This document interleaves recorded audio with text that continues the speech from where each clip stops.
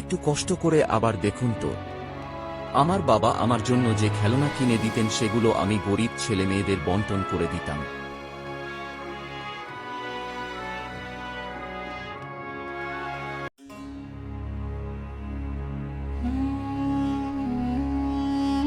বেহেশতের দরজার কাছে একটি ছোট্ট মেয়ে দাঁড়িয়ে আছে। যারা বেহেশতের দরজা দিয়ে ভেতরে ঢুকছে তাদের প্রত্যেকের চেহারা সে ভালো করে লক্ষ্য করছে।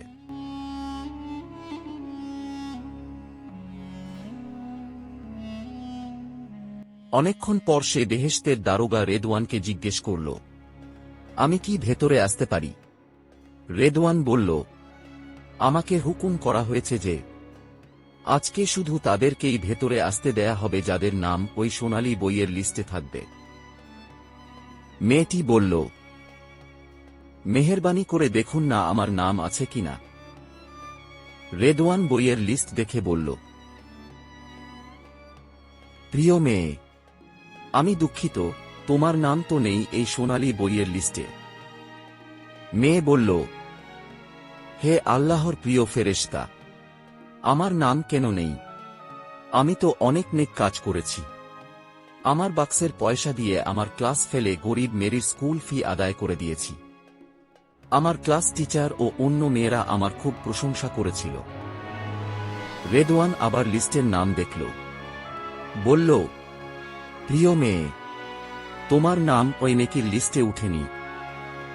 মেয়ে বলল, আশ্চর্য, একটু কষ্ট করে আবার দেখুন তো, আমার বাবা আমার জন্য যে খেলনা কিনে দিতেন সেগুলো আমি গরিব ছেলে মেয়েদের বন্টন করে দিতাম।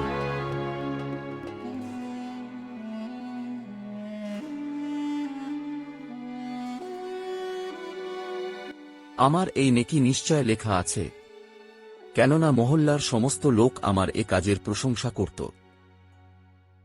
রেদওয়ান আবার লিস্ট দেখল, বলল, প্রিয় মেয়ে, তোমার এই নেকিগুলো লেখা নেই, আমি দুঃখিত।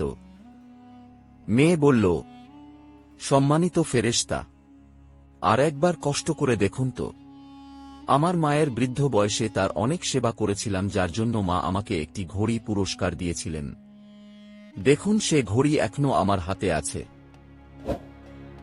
রেদওয়ান আবার লিস্টের দিকে তাকাল, আমি দুঃখিত প্রিয় মেয়ে, তোমার এ কাজটাও এই বইয়ে লেখা নেই। মেয়ে হতাশ হয়ে বলল, হায় আমার ভাগ্য, এখন তো আর কোনো নেকির কথা আমার মনে পড়ছে না। বলেই মেয়েটা প্রায় কেঁদে ফেলল। মেয়েটার প্রতি রেদওয়ানের মায়া হল। আচ্ছা একটু দাঁড়াও, আমি এ দ্বিতীয় লিস্টে দেখি, হয়তো তোমার কোনো কাজ লেখা থাকতে পারে। লিস্ট দেখে রেদওয়ান বলল, প্রিয় মেয়ে, হ্যাঁ, এখানে তোমার একটা নেক কাজ লেখা আছে। একবার তোমার খিদে পেয়েছিল বলে তুমি বাজার থেকে একটি কেক কিনেছিলে। ওই সময় একজন ক্ষুধার্ত ফকির এসে পড়েছিল। তুমি সেই কেক ওই গরিব মানুষকে দিয়েছিলে। তোমার কি মনে পড়ে? মেয়ে বলল, না হে সম্মানিত ফেরেশতা, আমার কিছুই মনে পড়ছে না। রেদওয়ান বলল, প্রিয় মেয়ে, তুমি ভুলে গেছ, কিন্তু আল্লাহ ভোলেননি, তিনি দেখেছিলেন এবং তোমার এই কাজ আল্লাহ কবুল করেছিলেন। তুমি সে কথা মতো কাজ করেছিলে যে নেকি কর দরিয়া মে ঢাল, আর তুমি এটার প্রচার করনি। আল্লাহ এ ধরনের নেকি কবুল করেন যার মধ্যে রিয়া নেই, আর মানুষ প্রচার করে বেড়ায় না, ওর ওপর গর্ব করে না, বরং ভুলে যায়। মেয়ে খুশি হয়ে বলল, তাহলে কি আমি বেহেশতের ভেতরে আসতে পারি? নিশ্চয়ই, নিশ্চয়ই, এসো। মেয়ে বলল, শুকরিয়া জনাব। রেদওয়ান বাধা দিল।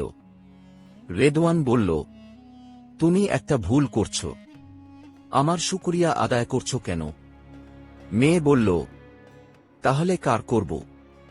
রেদওয়ান বলল, তোমার আল্লাহর শুকর হওয়া উচিত। মেয়ে বলল,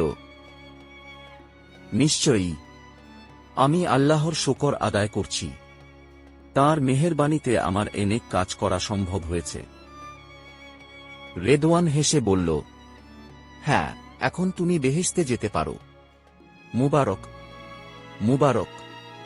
তুমি ভালো থেকো।